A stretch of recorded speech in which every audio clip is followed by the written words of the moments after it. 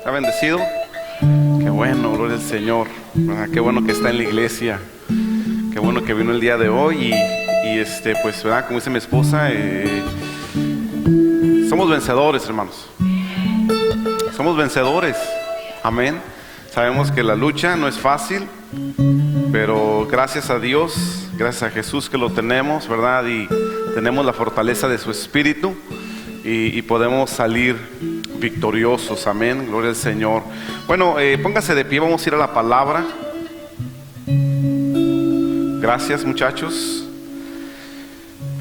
Y voy a pedirle que me acompañe mientras usted busca en su Biblia, ahí a Mateo capítulo 8, versículo 23 al 27. Los maestros van a salir con sus niños. Nada más le voy a pedir a los maestros, no sé si ya me borraron por ahí unos versículos que puse ahí, no me los vayan a borrar del salón, por favor.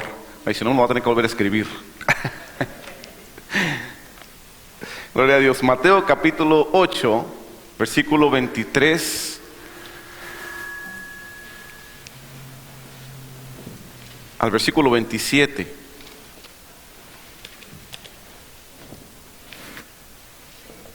¿Ya está ahí? Vamos a hablar acerca del estado de la vida cristiana. ¿Sí? Y este pasaje nos habla de eso. Fíjese, ahí otra vez, Mateo 8, versículo 23 al 27, dice el versículo 23, dice: y entrando él en la barca, sus discípulos le siguieron. Y he aquí que se levantó en el mar una tempestad grande, tan grande, dice, que las olas cubrían la barca, pero él dormía. Y vinieron sus discípulos y le despertaron diciendo: Señor, sálvanos, que perecemos. Él les dijo: ¿por qué teméis, hombres de poca fe? Entonces, levantándose, reprendió a los vientos y al mar, y se hizo grande bonanza. Y los hombres se maravillaron, diciendo: ¿qué hombre es este, que aún los vientos y el mar le obedecen? Amén. Hacemos una oración. Dios, te damos gracias porque tú eres bueno, Padre. Gracias, Señor, por tu hermosa presencia en nuestras vidas. Gracias porque es tu Espíritu quien nos fortalece, Señor, y nos ayuda, Dios, a poder seguir adelante. Sabemos que las circunstancias de la vida no son sencillas, Señor, la vida en que vivimos y en estos últimos tiempos, como nos lo enseña tu palabra, Señor, que la maldad se aumentaría, Padre, pero sabemos que tú no nos has dejado. Señor, tu Espíritu ha estado con nosotros y nos ha fortalecido y nos sigues fortaleciendo, Señor. Y en esta tarde, Señor, pues queremos pedir más fortaleza, Señor, de parte de ti, Dios. Y pedimos que tu Espíritu Santo trate, Señor, con nuestros pensamientos y nuestros corazones. Podamos, Señor, dejar que tu palabra penetre a lo más profundo de nuestro ser y podamos, Señor, creer, Señor, que tú eres nuestro Dios y eres nuestro Señor, Dios, y estás con nosotros, Señor, y nos quieres ayudar, Padre, a seguir adelante cada día, Señor, fortaleciéndonos, Padre, fortaleciendo nuestro espíritu, Dios. Señor, nos ponemos en tus manos. Ven, Señor, y usa, Señor, a tu siervo, Dios, para poder traer, Señor, la palabra que tú quieres hablar a tu iglesia, Padre. En el nombre de Jesucristo nos ponemos en tus manos, papá. Amén y amén. Ocupe su lugar, por favor. Amén. El estado de la vida cristiana. Y ¿cuántos sabemos que los planes de Dios y los pensamientos de Dios para nosotros, claro, los que creemos en Jesús, ¿verdad? Desde el principio han sido pensamientos buenos? ¿Cuántos saben esto? ¿Verdad? Lo dice ahí en Jeremías 29:11, ¿verdad? Que los planes de Dios y los pensamientos de Dios son de bienestar y no son de calamidad, son para nuestro propio bien. Los planes de Dios son para bien, no para mal. Los planes de Dios son planes de bendición y no de maldición. Los planes de Dios son planes de alegría y no de tristeza, son planes de sonrisas y no de llanto, son planes de paz y no de terror, ¿sí?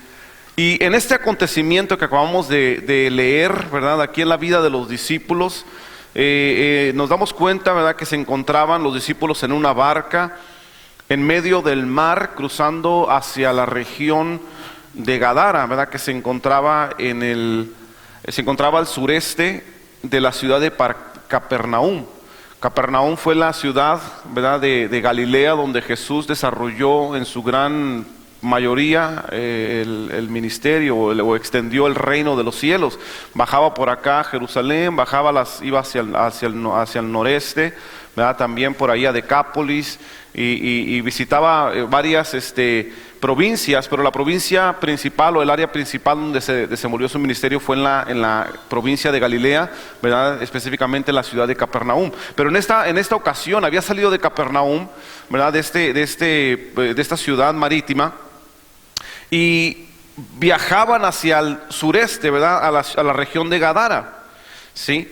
Y encontramos que en ese tiempo, ¿verdad?, se presenta este episodio, se presenta una grande tormenta, sí, aterradora para los discípulos, según lo que leemos en estos versículos. Era algo, ¿verdad?, el sentir de ellos fue un grande terror, sí, y rápidamente fueron a Jesús para decirle a Jesús, bueno, pues mira, sálvanos que perecemos, ¿sí? Pero antes de analizar estos versículos, quisiera identificar, ¿verdad?, algunas características de este suceso, ¿sí? Aquí podemos encontrar, hermanos, en esta historia, ¿verdad?, miramos que es tipo y figura de la realidad de la vida cristiana, donde usted y yo nos encontramos, ¿sí?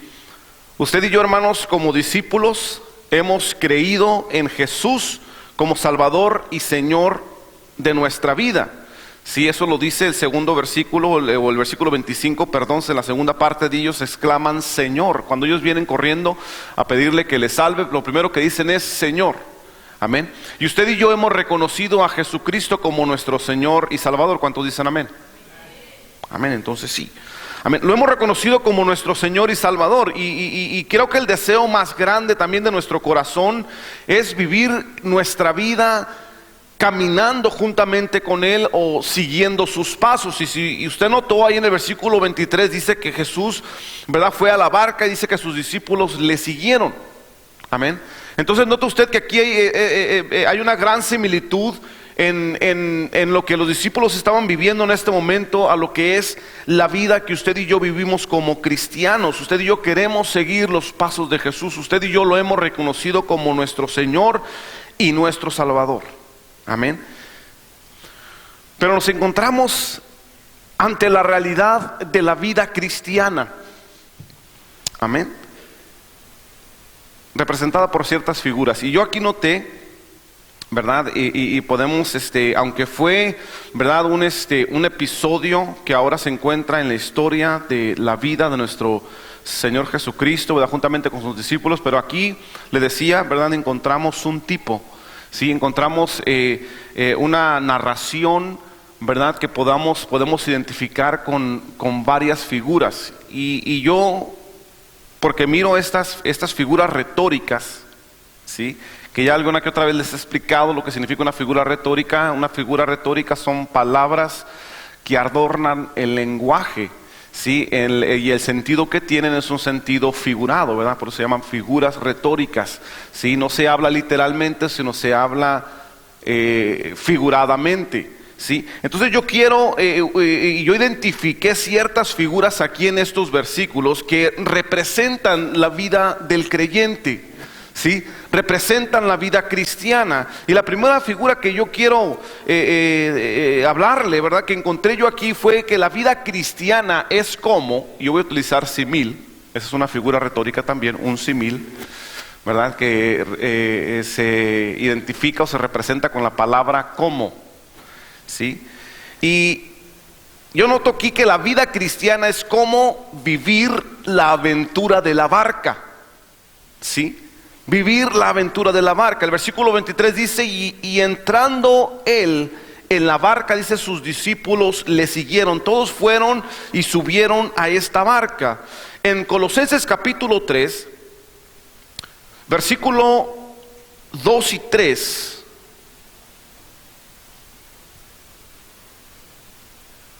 ¿sí?, dice lo siguiente: los discípulos entraron a la barca y estuvieron ahí con Jesús en la barca, ¿verdad? Y ellos entraron al mar, pero ellos iban sobre esta barca. El versículo 2 de ahí de Colosenses, ¿verdad?, dice, poned la mira en las cosas de arriba, no en las de la tierra, porque habéis muerto, dice, y vuestra vida ahora, dice, está escondida con Cristo en Dios. ¿Sí? Nuestra vida, hermanos, como lo dice Colosenses capítulo 3, versículo 2 al 3, dice que está escondida en Dios. ¿Sí? Nuestra vida como cristianos ahora está escondida en Cristo. Está en las manos de Cristo y está protegida por Él. ¿Sí? La seguridad, hermanos, que la barca representaba para aquellos, representa aún hoy en día, para aquellos que navegan, es la seguridad que usted y yo como cristianos tenemos, ¿verdad?, en Jesús. ¿Sí? De que nuestra vida está escondida en Cristo. Amén. Si usted y yo creemos en Jesús, si usted y yo hemos recibido a Jesucristo como nuestro Señor y Salvador, usted y yo tenemos que sentir la seguridad que la barca, ¿sí?, le da al navegante. ¿Sí? Nuestra vida está escondida en Jesús. La segunda figura que yo encuentro en estos versículos es que las aflicciones y las circunstancias de la vida son como el mar y la tempestad. ¿Sí? Aún en la barca, ¿verdad? Se encuentran los discípulos, aquí en el versículo 24, ¿sí? Dice, y aquí se levantó en el mar una tempestad tan grande que las olas, dice, cubrían la barca. ¿Sí? El mar y la tempestad, o las aflicciones y las circunstancias de la vida que usted y yo vivimos,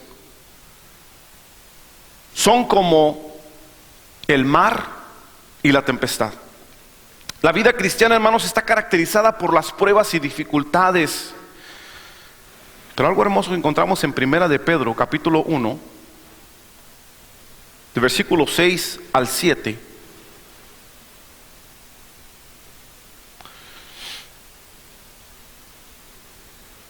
Dice lo siguiente, dice, en lo cual vosotros os alegráis, aunque ahora por un poco de tiempo, si es necesario, tengáis que ser afligidos en diversas pruebas, para que sometida a prueba vuestra fe, dice ahí, mucho más preciosa que el oro, el cual aunque perecedero se prueba con fuego, sea hallada en alabanza, gloria y honra cuando sea manifestado Jesucristo. Usted y yo, hermanos, es necesario que pasemos por pruebas. Así como los discípulos, hermanos, entraron a esta barca, los discípulos entraron a la vida cristiana. Usted y yo entramos a la vida cristiana, ¿sí?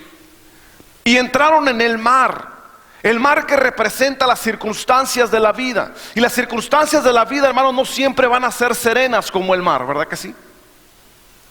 ¿Sí? Las circunstancias de la vida, aquí como miramos en este versículo, en el versículo 24, encontramos que también pueden ser adversas, también pueden ser difíciles. Y aquí el apóstol Pedro, o el Espíritu Santo a través del apóstol Pedro, nos previene y nos dice, ¿verdad? Ustedes van a tener aflicciones. ¿Sí? Y estas aflicciones no solamente caracterizan la vida cristiana, sino también definen al verdadero creyente, hermanos. ¿Sí? Las pruebas y aflicciones no solamente caracterizan al creyente. O sea, si usted es cristiano, su vida va a ser identificada por pruebas y dificultades y aflicciones. ¿Ok? Es caracterizada por eso. Pero no solamente caracterizan la vida cristiana, sino las aflicciones y las pruebas también definen a los verdaderos creyentes.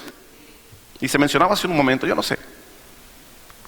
Pero el Espíritu Santo, hermanos, quiere hablar a nuestro corazón. ¿Sí?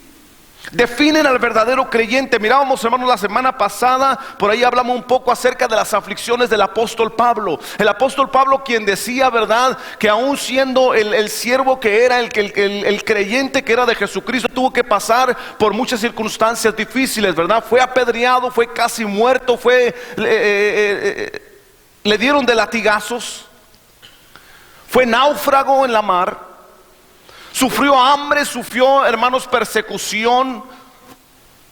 Amén. Y todo esto, miramos que en la vida del apóstol lo hizo permanecer, y él permaneció con firmeza hasta el final, lo cual definió con claridad su verdadera fe. Amén. El mar, hermanos, representado como lo difícil de la vida del creyente.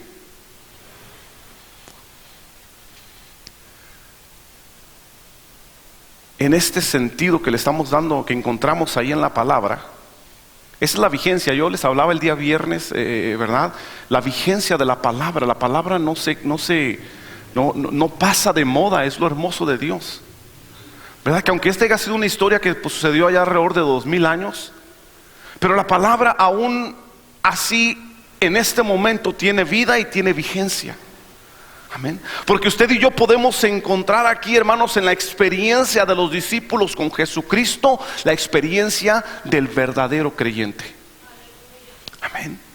El verdadero creyente pasa por mares, pasa por tempestades, pero va sobre la barca. La barca es la fe de la vida cristiana. Amén. Es la verdadera vida cristiana.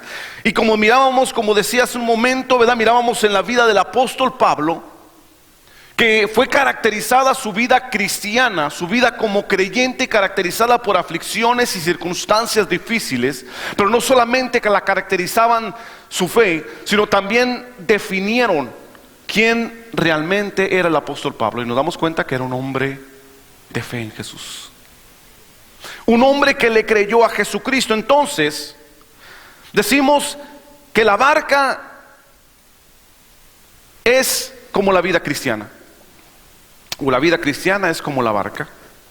¿Sí? Las aflicciones y las circunstancias de la vida, ¿verdad? Como creyentes son como el mar y la tempestad. Amén.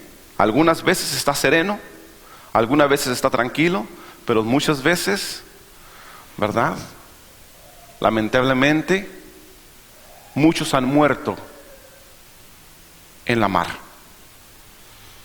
Amén. Pero lo hermoso de Dios, que el verdadero creyente no muere. El verdadero creyente, aquel que realmente le ha creído a Jesucristo con todo su corazón y sus pensamientos, sus sentimientos, sus emociones, están confiados en Jesús. Viene la tempestad, pero permanece firme. Permanece firme, hermanos. ¿Sí? La tercera figura que yo encuentro aquí es el hecho que Jesús está en la barca, ¿verdad? Es como la realidad que Jesús está en nuestra vida. Amén. Jesús estaba ahí con ellos en la barca. ¿Sí? Y esto es como Jesús está verdaderamente en la vida de aquellos que le creen al Señor. Versículo 24, note la última parte, dice, el 23 nos dice que Él entró en la barca, ¿verdad que sí? La primera parte dice, y entrando Él en la barca, está refiriendo a Jesús. El versículo 24 dice, la última parte dice, pero Él dormía. Estaba la tempestad, ¿sí? Estaba la barca en medio de la tempestad y Jesús estaba en la barca, pero estaba Jesús tranquilamente descansando. Ahora sí, como angelito, ¿verdad? En medio de la tempestad. San Juan, capítulo 16, versículo 33 dice, estas cosas os he hablado para que en mí tengáis paz, dice Jesús. ¿Sí? Estas cosas os he hablado para que en mí tengáis paz, En el mundo tendréis aflicciones, pero confía, dice, yo he vencido al mundo. Amén. Jesús estaba en la barca. Yo dije, Jesús estaba ahí en la barca con ellos, hermanos. El Hijo de Dios estaba ahí. El admirable estaba ahí. El consejero estaba ahí. El Dios fuerte estaba ahí. El Padre eterno estaba ahí. El príncipe de paz estaba ahí con ellos. ¿Sí?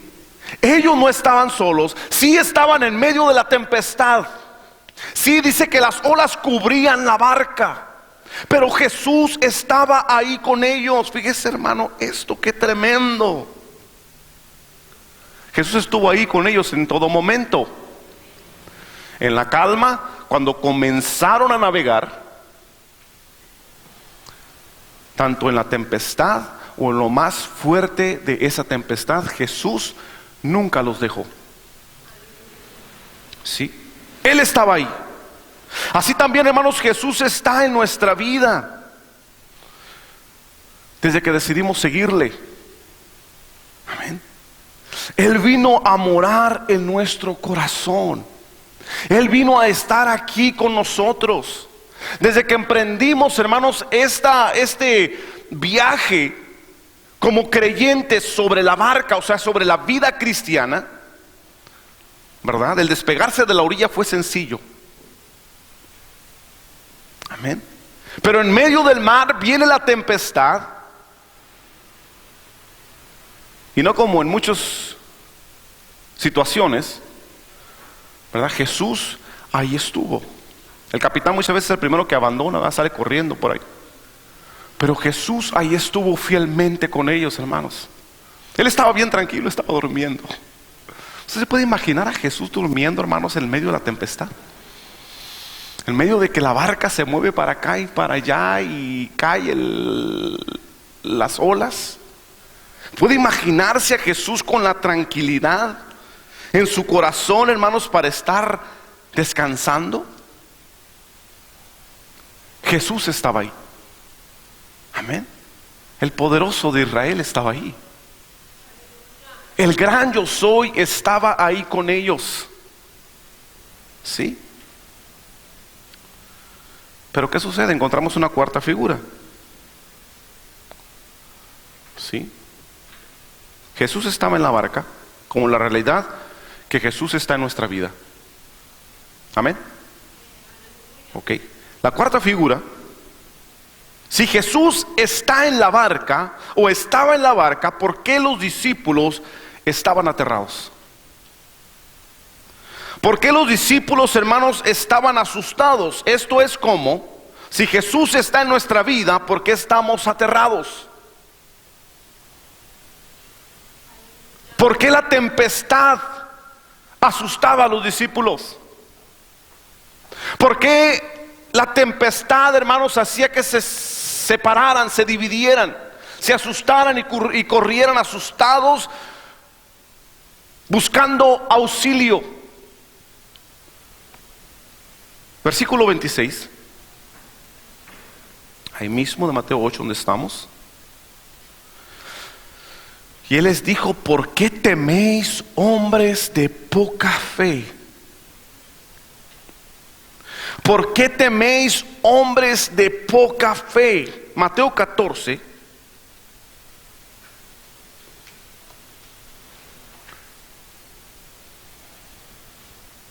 Una situación similar.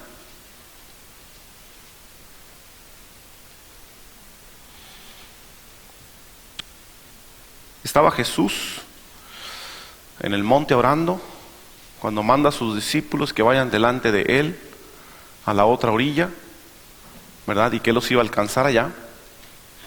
Y en medio de una tormenta también sucede esto.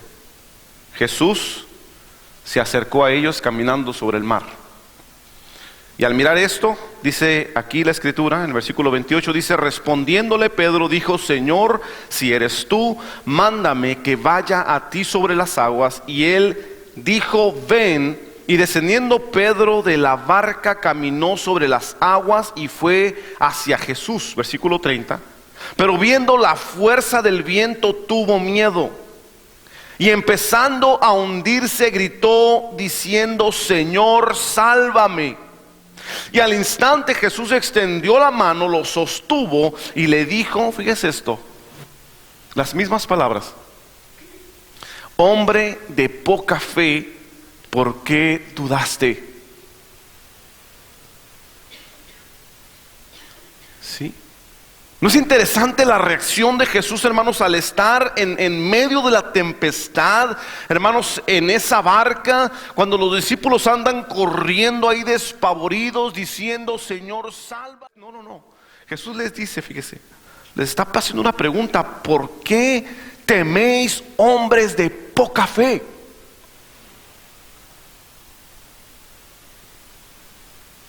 Algunos dirían, bueno, Jesús, estás fuera de onda, pues oye, calma a la gente en vez de decirle como que le estás diciendo, ¿por qué no creen?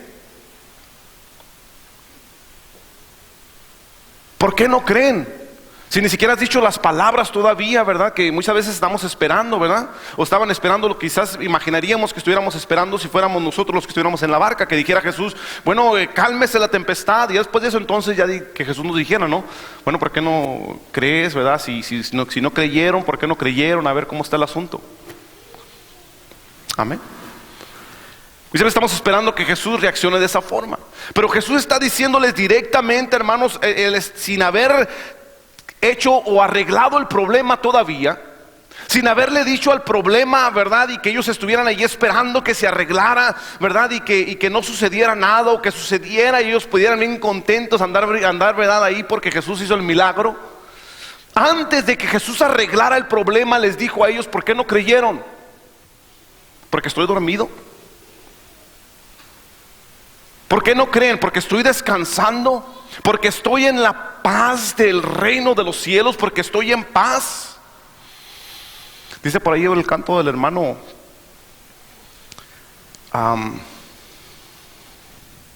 ¿cómo se llama? Ricardo. Lo canta junto con el hermano de Danny Berries por ahí en una ocasión.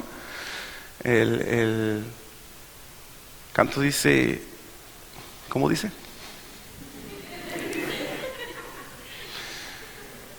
Dice, sí se me olvidó. Dice, Dios no rechaza oración. ¿Sí lo he escuchado? Oración es alimento. Amén. Pero hay una parte donde dice, ¿verdad? Cuando Dios está en silencio, es porque está trabajando. ¿Sí lo he escuchado? Cuando Dios está en silencio, es porque está trabajando. Y dice el canto, dice el coro, solamente alaba. ¿Estás llorando? Alaba. ¿Estás sufriendo? Alaba, dice el canto. Porque cuando Dios está en silencio es porque Él está trabajando. Jesús, hermanos, estaba dormido, pero su gloria, hermanos, no dejaba de estar funcionando. Su poder, hermanos, no estaba dormido. Su poder tenía el control de todas las cosas. Entonces, ¿por qué están gritando? ¿Por qué están asustados? ¿Por qué están temiendo, hombres de poca fe?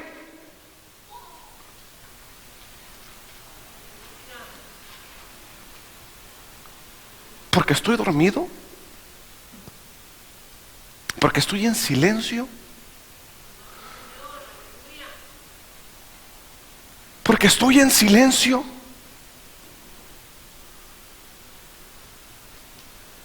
No pasa nada, ¿verdad? ¿Qué está pasando ahorita? No. Ya no es como al principio. Estamos en una tormenta. ¿Qué está pasando en la iglesia? ¿Qué hacemos? ¿Mejor nos detenemos o mejor buscamos otra iglesia?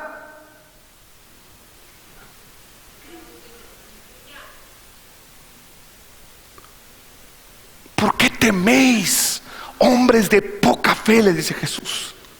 Le dice a Pedro, ¿por qué dudaste, Pedro? Si aquí estoy contigo. Desde que me recibiste, he estado contigo. ¿Por qué dudaste? Si Jesús está en la barca, ¿por qué los discípulos estaban aterrados? Si Jesús está en nuestra vida, ¿por qué estamos aterrorizados? ¿Por qué nos asustamos con las circunstancias de la vida? ¿Por qué estamos tan amedrentados? Si Jesús está en la barca con nosotros, hermanos. Sí, quizás estaba descansando en paz, en una paz envidiable, le estoy seguro, para ellos en ese momento. Los discípulos estaban envidiando la paz con la que Jesús dormía. Estoy seguro. Señor, ¿dónde está? No te oigo. Estás viendo, aquí me estoy desbaratando y todo a mi alrededor se está cayendo, Señor, y tú no haces nada, Dios. Así estaban los discípulos, hermano. Estaba dormido Jesús. Jesús, Jesús, sálvanos que perecemos. Sálvanos que perecemos, Señor. Señor, nos estamos ahogando. Estas olas nos están cubriendo. El mar está muy bravo. No vamos a sobrevivir, Señor, sálvanos. ¿Por qué teméis, hombres de poca fe? No estoy con ustedes. No estoy con ustedes, no estoy aquí.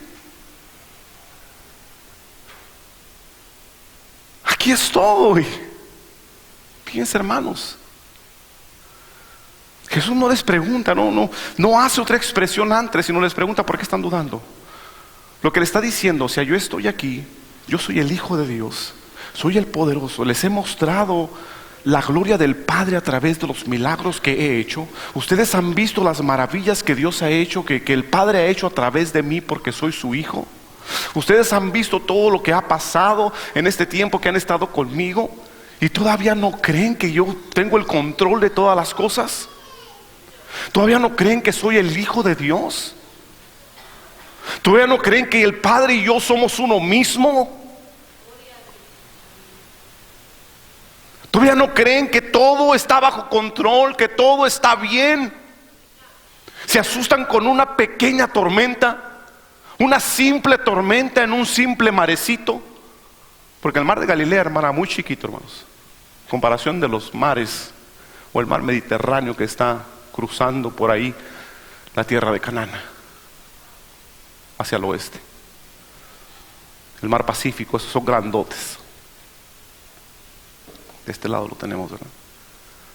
Se asustan con tan poco si yo estoy aquí con ustedes, les está diciendo Jesús.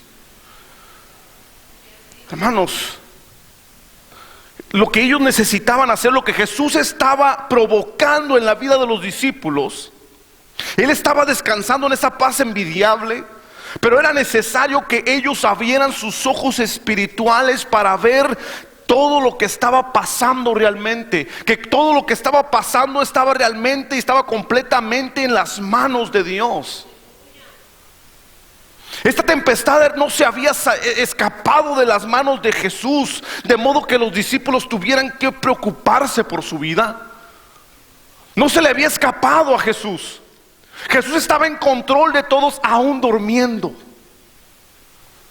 Estaba en control de las olas del mar. Estaba en control del viento que estaba haciendo que esas olas subieran a tal altura. Jesús estaba en control en todo momento ahí. Pero ellos tenían que abrir sus ojos espirituales y darse cuenta que con ellos estaba Dios, estaba el Creador, estaba el poderoso, estaba el soberano, estaba el eterno, hermano, Dios eterno. Óyeme, si estamos con el eterno, ¿cómo vamos a decir que vamos a morir? Si estamos con el admirable, ¿cómo vamos a estar preocupados por si hace algún milagro Él o no? Si estamos con el consejero, ¿por qué nos preocupamos si vamos a tomar una mala decisión o no? Si estamos con Él, con el Padre eterno, con el Dios fuerte. ¿Por qué teméis, hombres de poca fe? Todo estaba completamente en las manos de Jesús. Jesús quería enseñarles el plano sobrenatural, hermanos. Jesús quería enseñarles el plano sobrenatural, pero ellos tenían que abrir sus ojos espirituales para ver ese gran milagro. Le sucedió como al siervo Gizi, siervo de Elías, de Eliseo, perdón. Sí. Segunda de Reyes, capítulo 6.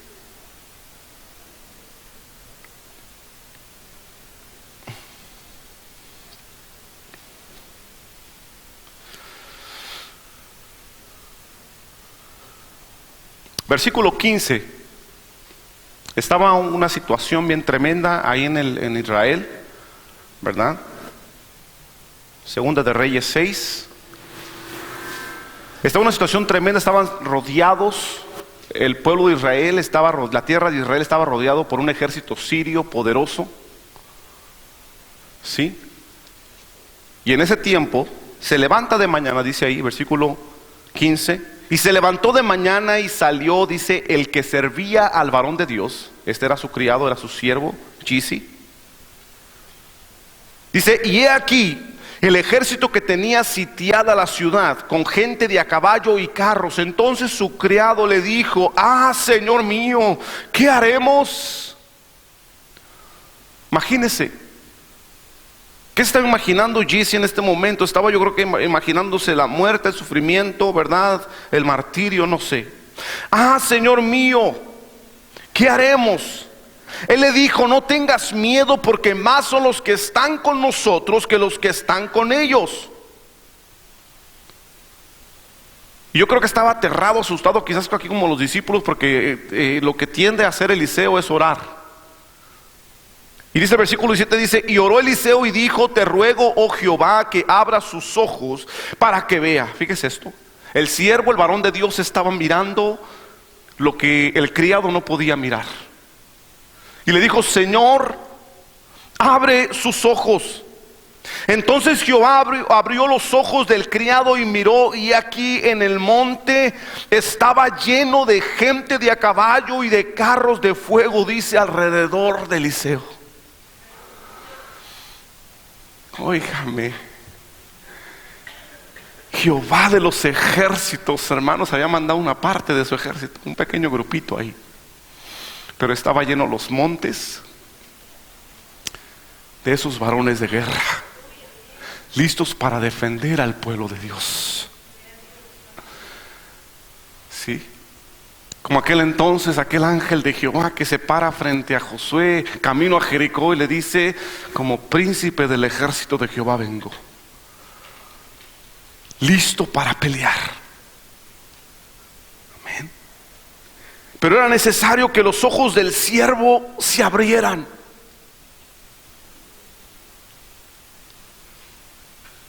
Era necesario que él pudiera mirar con sus ojos espirituales, porque sus ojos naturales decían, todo aquí se terminó, todo se va a destruir, nos van a desmenuzar, nos van a destruir, todo se acabó. Amén. Pero él necesitaba ver con sus ojos espirituales. Jesús, hermanos, quería que sus discípulos pudieran ver con sus ojos espirituales y quisieran lo mismo que él estaba haciendo. Está la tormenta, vámonos a dormir. Tienes el control, Jesús. Tú estás aquí con nosotros, nada va a pasarnos. Gracias, Cristo. Gracias, Jesús, porque estás aquí. Gracias por la paz que nos das. Gracias porque podemos sentir la fortaleza. Oh Señor, tan solo el sentir que estás ahí, estás cerca de mí, puedo verte. Abro mis ojos y puedo verte. Estás cerca de mí, me siento bien, porque sé que tú tienes el control. Yo no tengo por qué preocuparme. La tormenta se ve muy grandota. Mejor cierro los ojos y siento tu calor nada más que estás ahí. Jesús quería que ellos abrieran sus ojos espirituales, hermanos.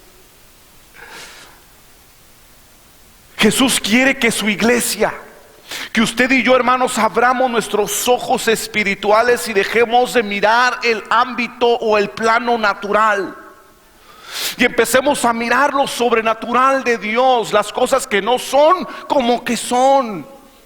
sabiendo que Él está en control de todas las cosas, que Él está con nosotros, que Él tiene control de nuestras familias, que Él tiene el control de nuestros hijos, que Él tiene el control de todas las cosas por amor a nosotros, por amor a su iglesia, que hemos creído en Él. Él entró con nosotros en la barca, hermanos. Él mora en nosotros. ¿Por qué entonces nos asustamos? Porque estamos dando gritos de terror. Hombres de poca fe, nos dice.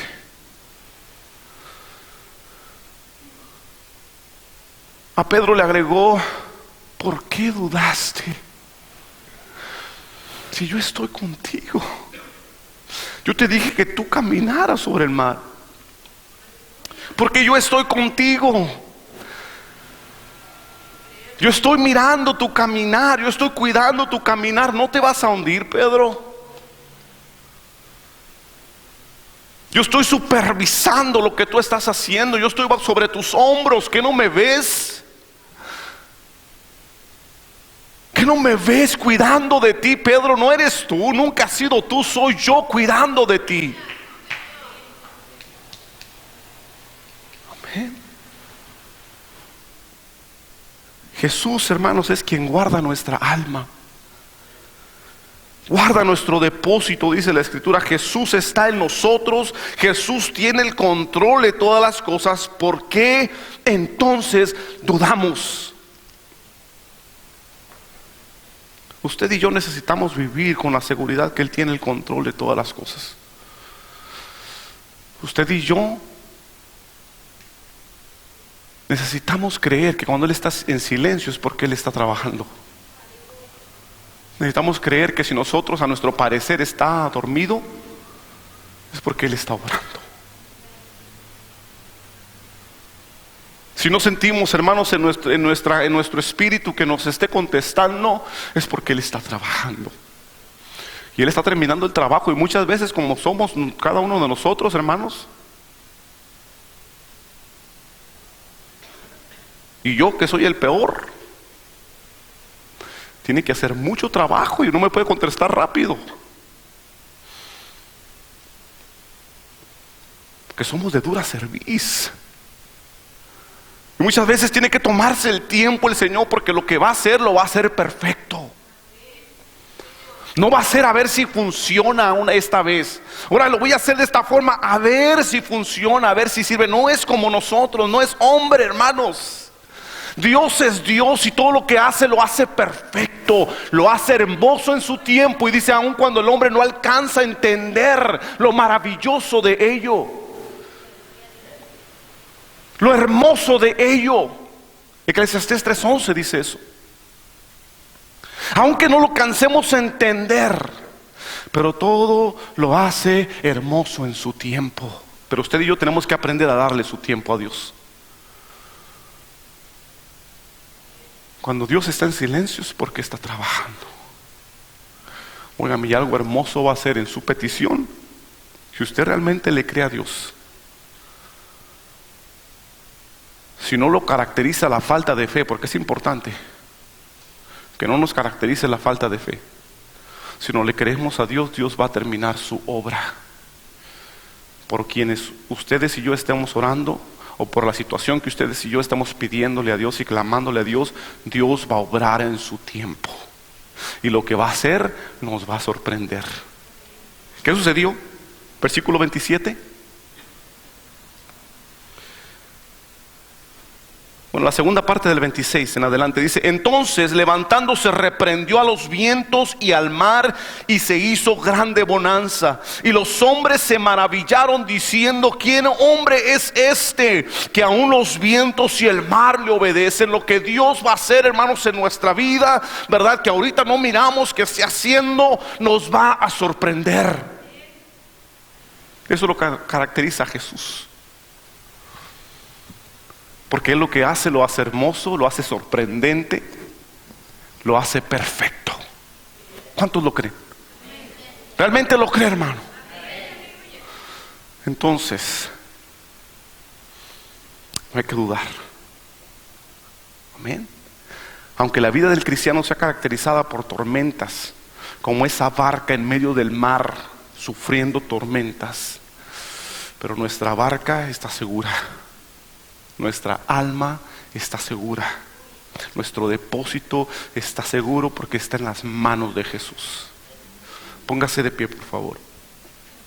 Él tiene el control de todas las cosas, así vivir en fe. Debemos de vivir en fe, hermanos, siguiendo el corazón de Jesús.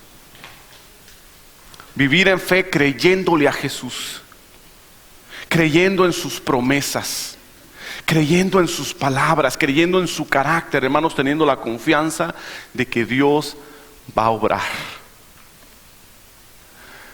Y para el que cree, todo es posible. Y todo lo podemos en Cristo que nos fortalece. Todo, hermanos. Nuestro Dios es el Dios de lo imposible. ¿Por qué está orando que es imposible? ¿Ah? ¿Por qué estamos orando que sea imposible para el hombre? ¿Cambiar el corazón de nuestros hijos? ¿Cambiar el corazón de nuestro cónyuge? Lo imposible para el hombre es posible para Dios. Es su palabra, es su promesa. Y si usted y yo la creemos, tendremos su bendición. Tendremos su bendición. ¿Cuántos lo creen? Cierra sus ojos y dígale: Dios, yo te creo. Vamos, declárelo con sus labios. Dígale: Dios, yo te creo. Con el corazón se cree para justicia, pero con la boca se declara para salvación. Dígale: Dios, yo te creo. Dios, yo creo tu palabra. Jesús, yo creo que tú eres real. Jesús, yo creo que tú eres poderoso. Jesús, yo creo que tú estás conmigo aún, Señor, cuando mis circunstancias, Señor, digan lo contrario. Yo sé que tú estás aquí. Yo sé que tú tienes el control de todas las cosas, aun cuando en mi naturaleza yo pueda desesperarme. Tú tienes el control de todas las cosas, aun cuando yo no pueda hacer nada para cambiar la tempestad. Sé que tú, Jesús, tienes el control de todo y que tú a su tiempo la vas a detener. A su tiempo vas a hablar a los vientos, a su tiempo vas a hablar a la mar, y esa tempestad va a ceder. Y esa tempestad se va a parar. Porque tú, Jesús, tienes el control de todo. No hay tempestad, Señor, que se te vaya de las manos. No hay nada, Señor, que tú no puedas cambiar. Todo está bajo tus manos. Todo está en tu poder. Todo está en tus manos. Todo está en tu control, Señor. Tu palabra me lo dice. Tu palabra me enseña que tú tienes el control de todas las cosas. Tu palabra me enseña que tú eres Dios todopoderoso. Tu palabra me enseña que tú eres Dios omnisciente, todo lo conoces. Tu palabra también me enseña que tú eres misericordioso. Y tu palabra me enseña que también eres soberano, Señor. Yo no tengo por qué desesperarme. Yo no tengo por qué reclamarte y por qué decirte que estoy pereciendo. Porque tú tienes el control de todas las cosas y todo lo harás a su tiempo. Y todo lo harás por amor a tu iglesia. Todo lo harás por amor a tus siervos. Lo único que tenemos que hacer es escuchar tu voz. Escuchar tu llamado, Señor. Escuchar tu palabra, Señor, con un corazón abierto, para que tú puedas obrar, Señor, en nuestros corazones. Para que tú puedas obrar en nuestra vida, Señor, de una manera maravillosa. Oh Espíritu Santo, trae sensibilidad, Dios, al corazón. Si hemos dudado, Señor, perdónanos. Si hemos dudado, Señor, perdónanos. Enséñanos a creerte más, Dios, cada día, papá. Enséñanos a poner nuestra confianza en ti, Señor, y en tu poder, y en tu palabra, y en tu soberanía, Señor, y en tu misericordia. Porque tú vas a obrar, hermoso Rey. Tú vas a obrar porque nos amas. Tú vas a obrar porque nos amas, Señor.